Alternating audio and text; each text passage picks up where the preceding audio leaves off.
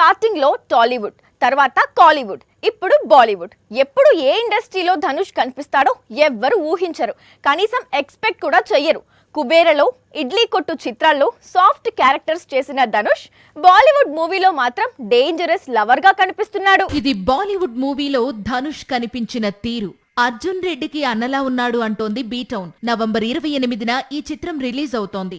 ఈసారి Dhanush love story ఎలా ఉండబోతోంది అనేది అప్పుడే క్యూరియాసిటీ క్రియేట్ చేస్తోంది. సౌత్ సైడ్ చాలా మంది దర్శకులతో పనిచేశాడు ధనుష్. కానీ హిందీలో సినిమా చేస్తే మాత్రం ఒకే ఒక దర్శకుడికి ఛాన్స్ ఇస్తాడు. అతనే ఆనంద్ ఎల్ రాయ్. గతంలో వీరిద్దరూ రాంఝనా, అతరంగిరే చిత్రాలు కలిసి చేశారు. ఇందులో రాంఝనా సూపర్ డూపర్ హిట్ అయింది. డెబ్యూతోనే బాలీవుడ్ లో 100 కోట్లు కొల్లగొట్టాడు ధనుష్. కోవిడ్ టైం కావడంతో అతరంగిరే డైరెక్ట్ గా ఓటీటీలో రిలీజ్ అయి మిక్స్డ్ టాక్ తెచ్చుకుంది. దీంతో ఆనంద్ ఎల్ రాయ్, ధనుష్ కొంత గ్యాప్ తీసుకున్నారు. ఇప్పుడు తేరే ఇష్క్ మే చిత్రంతో తిరిగొస్తున్నారు. ఇప్పటికే రెహమాన్ కంపోజ్ చేసిన title song super duper hit అయింది. సినిమాపై అంచనాలు పెంచేసింది. తేరే ప్యార్ మేలో ధనుష్ తో తొలిసారి కలిసి నటిస్తోంది కృతి సనన్.